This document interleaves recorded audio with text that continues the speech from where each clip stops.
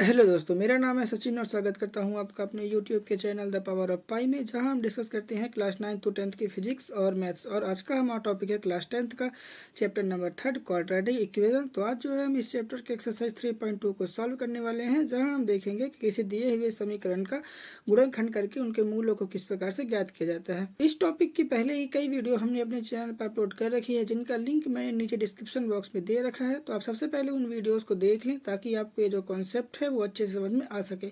तो चलिए बढ़ते हैं हमारे आज के क्वेश्चन की ओर। इसके लिए हमें जो क्वेश्चन दिया हुआ है वो कुछ इस प्रकार से है कि निम्नलिखित वर्ग समीकरण को गुणनखंडन करके उनके मूलों को ज्ञात कीजिए। इसके अंतर्गत हमें जो क्वेश्चन प्राप्त है वो कुछ इस प्रकार से है कि 4√3x का square plus 5x minus 2√3 is equal to 0। तो इस क्वेश्चन को सॉल्व करने के लिए हम क्या करेंगे कि हम जो है एक छोटे से ट्रिक का करेंगे प्रयोग।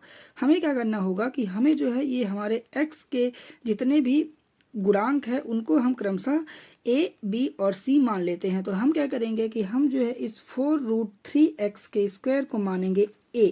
तो हम लिखेंगे 4√3x का स्क्वायर इज इक्वल टू, ये हो जाएगा हमारा a, और ये जो हमारा 5x है इसे हम मान लेते हैं b। और उसी प्रकार ये जो हमारा अचर पद यानी कि 2√3 है उसे हम मान लेते हैं c। ठीक है, अब आगे हम क्या करेंगे कि इस क्वेश्चन को सॉल्व करने के लिए हमारा ये जो दिया हुआ समीकरण है उसके मध्य पद यानी कि 5x को दो ऐसी संख्याओं में विभाजित करना है कि जिसका अगर हम मल्टीप्लाई करते हैं तो वो जो है हमें a और c के मल्टीप्लाई के बराबर प्राप्त हो, और जब उन्हीं दो संख्याओं को हम आपस में जोड़ते या घटाते हैं तो उसका जो हमारा परिणाम है वो हमारे मध्य पद यानी कि 5x के बराबर प्राप्त होना चाहिए। तो हम सबसे पहले इस a और c का मल्टीप्लाई करके देख लेते हैं। तो जब हम इस a और c का मल्टीप्लाई करते हैं तो हमें जो है प्राप्त होता है a into C is equal to 4√3 into, ये हो जाएगा हमारा -2√3। ठीक है, यहाँ हम देख सकते हैं कि जब हम इस -2 का 4 के साथ करते हैं मल्टीप्लाई तो वो हो जाता है हमारा -8, और जब ये √3 के साथ मल्टीप्लाई होगा तो ये हो जाएगा हमारा 3। और आगे जब हम इस -8 का 3 के साथ मल्टीप्लाई करेंगे तो वो हमें प्राप्त होगा -24। ठीक है, अब हमें क्या करना है कि हमें जो है इस दिए हुए समीकरण के मध्य पद यानी कि 5x को दो ऐसी संख्याओं में विभाजित करना है कि जिसका अगर हम मल्टीप्लाई करें तो वो हमें a और c के मल्टीप्लाई यानी कि -24 के बराबर प्राप्त हो। ठीक है, तो इसके लिए हम क्या करेंगे कि हम जो है लिखेंगे 4√3x का स्क्वायर।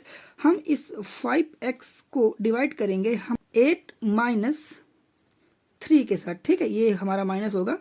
ठीक है, तो जब हम इस 8 से माइनस करते हैं 3 को तो हमें प्राप्त होता है 5, और ये हो जाएगा हमारा x, और ये अचर पद 2√3 इज इक्वल टू 0, ये हमारा 3 होगा। तो अब आपके मन में एक सवाल आ रहा होगा कि हमने जो है यहाँ 8 माइनस 3 ही क्यों लिया है।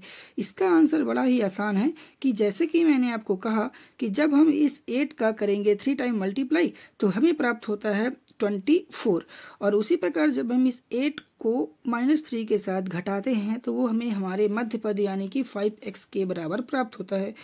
इसीलिए हमने यहाँ 8 माइनस 3 लिया है। तो अब आगे हम क्या करेंगे कि इस x का करेंगे अंदर 8 और -3 के साथ मल्टीप्लाई, तो हमें प्राप्त होगा 4√3x का square plus 8x minus 3x minus 2√3। ठीक है, और ये हो जाएगा हमारा इक्वल टू 0।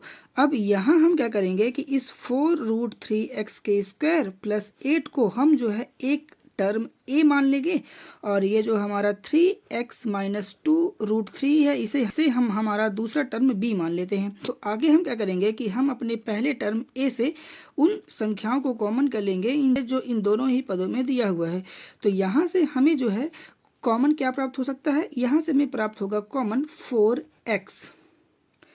ठीक है, और ये हो जाएगा हमारा √3 का x, प्लस हम लिख सकते हैं यहाँ 2। ठीक है, अब आगे हम क्या करेंगे कि इस √3x + 2 को बिना परिवर्तन किए पुनः एक बार यहाँ लिख देते हैं। तो हमें प्राप्त होता है 3x+2। तो आगे हमें क्या करना है कि हमें जो है इस √3x+2 में एक ऐसी संख्या का मल्टीप्लाई करना है कि जिसका अगर हम मल्टीप्लाई करें तो वह जो है उसका परिणाम हमारे टर्म b के बराबर प्राप्त हो जाए। तो वो संख्या कौन सी हो सकती है? संख्या होगी हमारी -√3।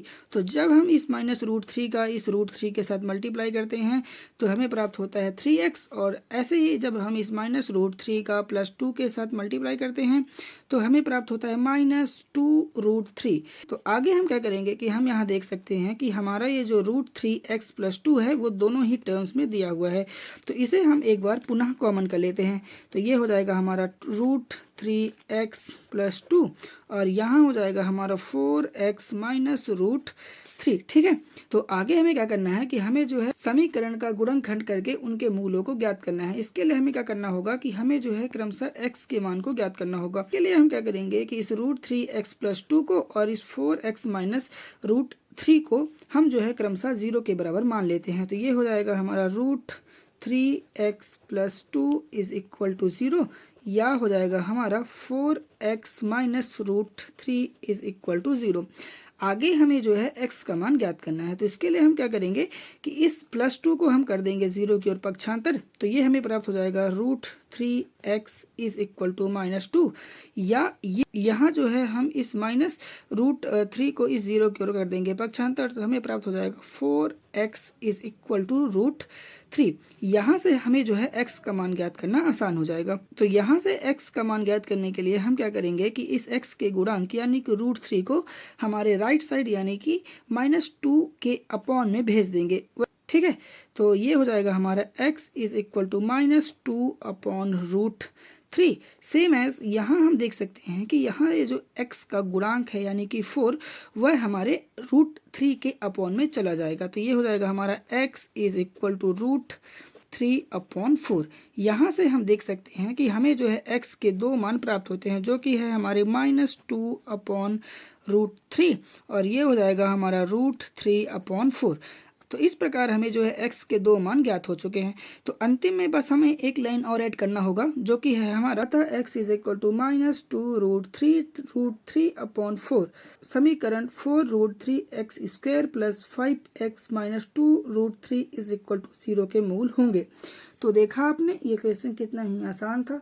तो आशा करता हूँ आपको आज का वीडियो पसंद आया होगा। अगर वीडियो पसंद आया हो तो प्लीज़ चैनल को लाइक, शेयर और सब्सक्राइब जरूर करें। बेल आइकन को भी प्रेस कर लें ताकि आपको आने वाली वीडियो की हर अपडेट मिलती रहे। मिलते हैं नेक्स्ट वीडियो पे।